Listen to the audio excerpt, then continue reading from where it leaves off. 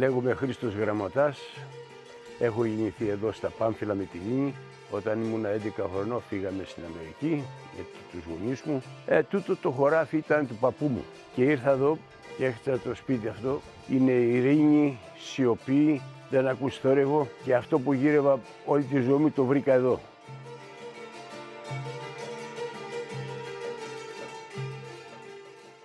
Όταν έφυγα από το αεροπλάνο και οδηγούσαμε προς τα Λεγρενά, είδα κάτι σπίτια που είχε για διαφήμιση ο Κοφινάς εκεί και με τον καιρό λέω ας σταματήσω να κοιτάξω. Τα είδα, μ' αρέσανε και πήρα τηλέφωνο και σμίξαμε και έτσι γνωρίστηκα με τον κύριο Κοφινά.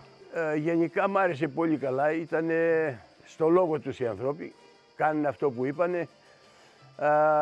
Μου είχε πει σύντομα θα χτιστεί το σπίτι και όπως μου είπε έτσι έγινε. 45-50 μέρες το σπίτι το είχαν τελειωμένο και όλοι οι μαστόροι, ο κάθε ένας ερχόταν, έκανε τη δουλειά του και έφευγε.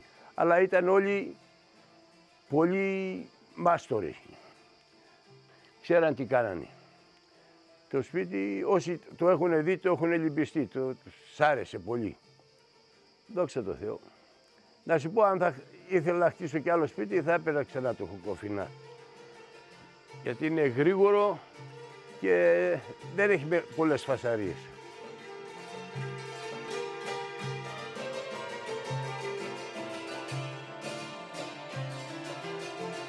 Πράγματι, είχα ψάξει αρκετό καιρό και μάλιστα ήθελα να το χτίσω το σπίτι αυτό προ 10-11 χρόνια. Και ο γιος μου φαγώθηκε. Είναι παντρεμένος στο Λαύριο και ήθελε να χτίσει ένα σπίτι στο Λαύριο. Και όπου χτίσαμε ένα σπίτι εκεί πέρα με πέτρες, τούβλα, το ένα το άλλο, μου βγάλανε το λάδι.